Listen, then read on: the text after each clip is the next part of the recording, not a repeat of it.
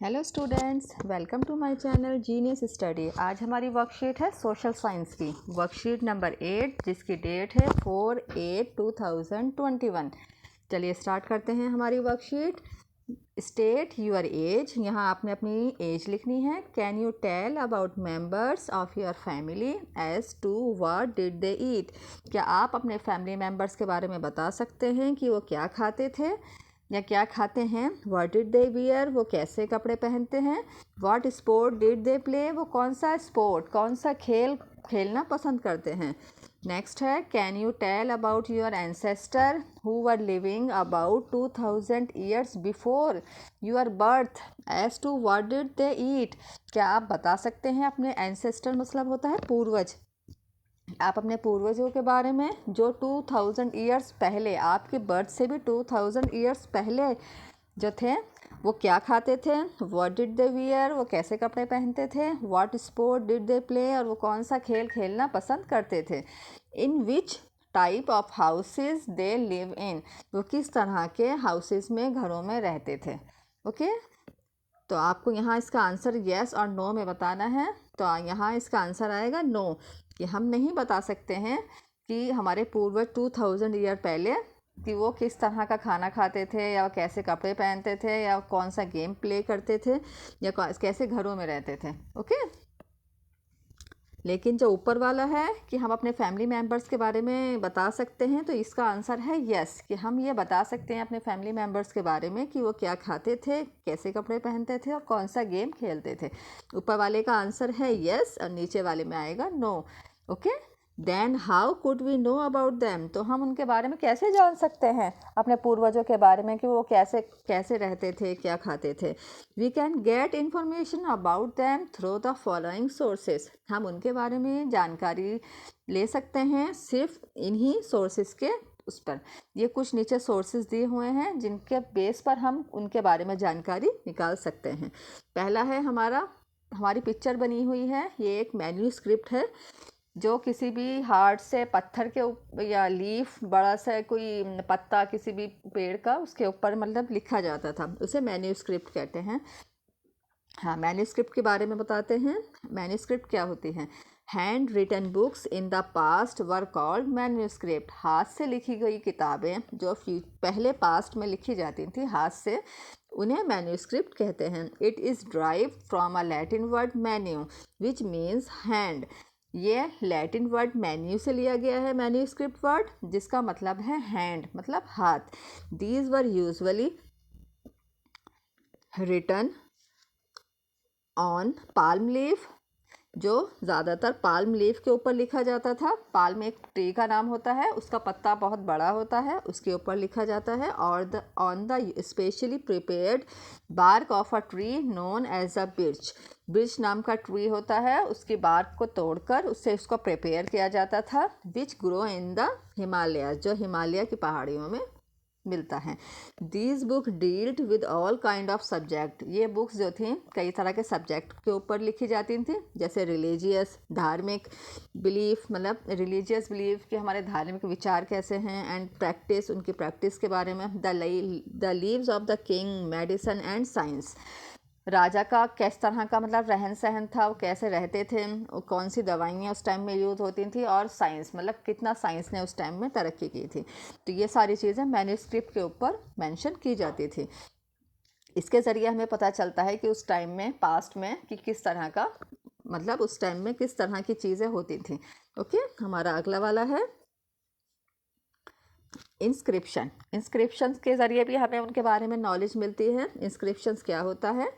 These are writing on relatively hard surface such as stone और metal, inscription किसी भी hard पत्थर पे या मेटल के किसी पीस के ऊपर, मतलब ये वाले इंस्क्रिप्शंस लिखे जाते थे। राइटिंग मतलब हार्ड सरफेस, किसी हार्ड मतलब थोड़ी सी टाइट जैसे होती है हार्ड, उस स्टोन है या पत्थर या मेटल के ऊपर ये लिखे जाते थे। Sometimes Kings got there orders inscribed so that people could see, read and ओबे दैम, कभी कभी किंग्स जो थे, राजा तो थे जो थे उस टाइम के, वो अपने ऑर्डर्स को इसके ऊपर खुदवाते थे। इंस्क्राइब करना, खुदवाना, जो खोद खोद के लिखे जाते हैं पत्थर के ऊपर, जिससे लोग उन्हें देखें, पढ़ें और उनका पालन करें, मतलब उन्हें फॉलो करें कि ये ऑर्डर्स किंग की तरफ से दिए गए हैं। There are other kinds of inscription as well, और भी कई तरह के इंस्क्रिप्शन दिखाई देते थे। Where men and women including king and queen recorded what they did. Okay, इसमें और भी कई तरह के इंस्क्रिप्शंस थे, जिसमें इंक्लूडिंग किंग्स एंड वो क्वींस के रिकॉर्ड लिखे जाते थे कि व्हाट दे डिड, कि उन्होंने अब तक क्या क्या किया। किंग्स की तरफ से ही ज़्यादातर, किंग्स और क्वीन की ही तरफ से ये इंस्क्राइब किया जाते थे, पत्थर के ऊपर खुदवाए जाते थे और इन्हें लगवाया जाता था कि ये हमने, जैसे कोई चीज़ उन्होंने किसी बिल्डिंग्स को बनवाया है तो वहाँ पर उसका पत्थर वगैरह लगवाकर उसके बारे में पूरी डिटेल दी जाती थी कि ये इस टाइम में बनाया गया, इसमें इतने लोगों ने काम किया, इसका पत्थर यहाँ से लाए, इसका ये यहाँ से सामान लाए। तो ये सारी चीज़ें इंस्क्राइब की जाती थी ताकि आगे आने वाले लोगों को पता चल सके कि कैसे बनाया गया है। ओके, अब हमारा थर्ड आता है रिमेन्स एंड स्कल्पचर। रिमेन्स मतलब होता है बचा हुआ, स्कल्पचर जो मूर्तिकार जो बनाते हैं उनके ऊपर डिज़ाइनिंग जैसे होती है, जैसे नक्काशी जिसे कहा जाता है, बिल्डिंग्स पे दिखाई देती हैं, या कोई भी पुराने समय का कोई भी सामान, जैसे इसमें पिक्चर में दिया हुआ है घड़ा है, पॉट है ये एक, उसके साइड में मतलब उस पर नक्काशी वगैरह की जाती है, इस चीज़ को कहा जाता है। There were many other things that were made and use in the past. बहुत सारी चीज़ें ऐसी हैं जो पास्ट में यूज़ होती थी और बनती थी। The remains of building made of stone and brick, painting and sculpture, जिसके अंदर रिमेन्स ऑफ बिल्डिंग्स जो हैं, जो मतलब ब्रिक्स से और स्टोन से बनती थी, उनके ऊपर पेंटिंग्स की जाती थी, और स्कल्पचर मतलब उनके ऊपर डिज़ाइनिंग, नक्काशी की जाती थी। Object that are made of hard imperishable substances usually survive for a long time. उन्हें ऐसी चीज़ों से बनाया जाता था, ऑब्जेक्ट मतलब उन चीज़ों को ऐसे, that are made of hard मतलब उन्हें ऐसी चीज़ों से, हार्ड चीज़ों से बनाया जाता था। इम्पेरिशेबल सब्सटेंसेस मतलब होता है जो मतलब जल्दी से ख़राब नहीं होते, जैसे जो जल्दी ख़राब ना होने वाली चीज़ें, ऐसी चीज़ों से बनाया जाता था ताकि वो हज़ारों साल तक भी एज इट इज़ ऐसे ही रहें। Usually survive for a long time, ताकि वो लंबे टाइम तक सर्वाइव रह सकें।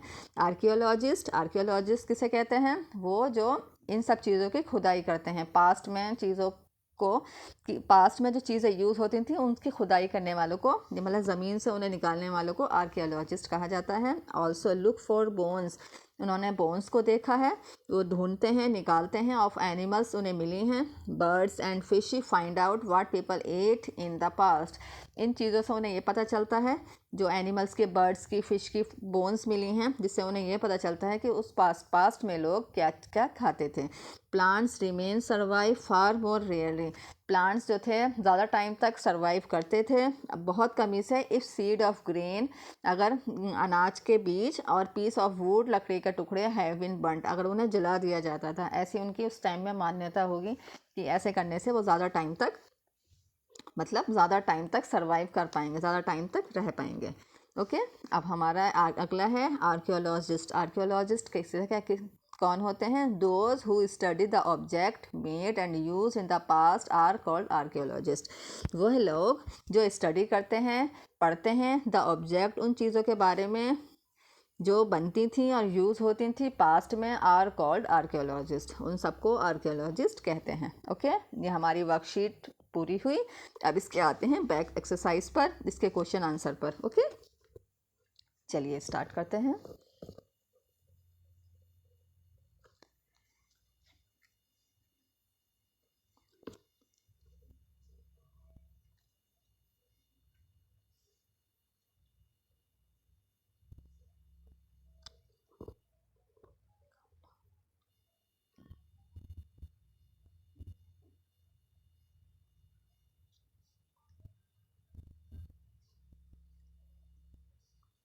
चलिए, हमारा फर्स्ट क्वेश्चन है, where were the manuscript written, manuscript कहाँ पे लिखी जाती थी?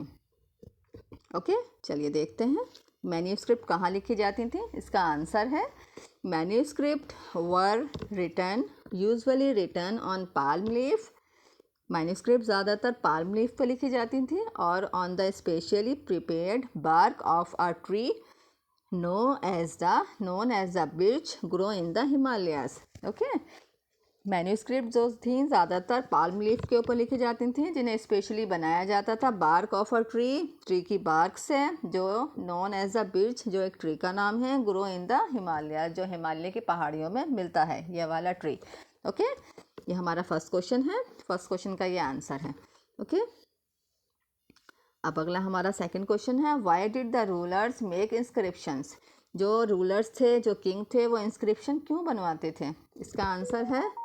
इसका आंसर है king got there orders. King जो थे अपने ऑर्डर्स दिया करते थे, इंस्क्राइब करवाते थे, so that people could see, read and ओबे them. Another inscription is king and queen's recorded what they did. Okay, ये हमने ऊपर भी समझाया है आपको कि किंग जो थे उस टाइम में अपने कोई भी ऑर्डर्स को अगर उन्हें मतलब अपनी जनता तक पहुंचाना था तो वो इंस्क्राइब करवा दिया करते थे, पत्थरों के ऊपर खुदवा के लगवा दिया करते थे, ताकि लोग उन्हें पढ़ें, उन्हें देखें और उन्हें फॉलो करें। इसके अलावा और भी कई तरह के इंस्क्रिप्शंस यूज़ होते थे। किंग और क्वीन अपने रिकॉर्ड करवाया करते थे अपने काम को, कि हमने ये बनवाया है, ये करा है, ये करा है, ये सारी चीज़ें उस टाइम में इंस्क्राइब की जाती थी। ओके बेबी, अब आगे बढ़ते हैं। हमारा third question, who are called the archaeologist. Archaeologist किन्हें कहते हैं? चलिए पढ़ते हैं। आंसर है, those who study the object made and use in the past are called archaeologist. वह लोग जो स्टडी करते हैं उन चीज़ों के बारे में, ऑब्जेक्ट मतलब चीज़ों के बारे में, made and use in the past, जो पास्ट में बनी हैं और उन्हें यूज़ किया गया है पास्ट में ही, आर कॉल्ड आर्कियोलॉजिस्ट। वह लोग आर्कियोलॉजिस्ट कहलाते हैं। ओके, ये हमारी वर्कशीट पूरी हुई। आई होप आपको वर्कशीट अच्छे से समझ आ गई होगी। अगर आपको इस वर्कशीट में कहीं भी कोई भी दिक्कत हुई हो तो या कोई परेशानी या प्रॉब्लम हुई हो तो आप प्लीज़ मुझे कमेंट बॉक्स में लिख कर ज़रूर बताएं। और मेरी ये वर्कशीट अगर आपको पसंद आई हो, मेरी ये वीडियो अगर आपको पसंद आई हो, तो आप प्लीज़ मुझे लाइक करें, शेयर करें एंड सब्सक्राइब ज़रूर करें। ओके, अब हम फिर मिलेंगे हमारी अगली वर्कशीट में। तब तक के लिए bye bye and take care.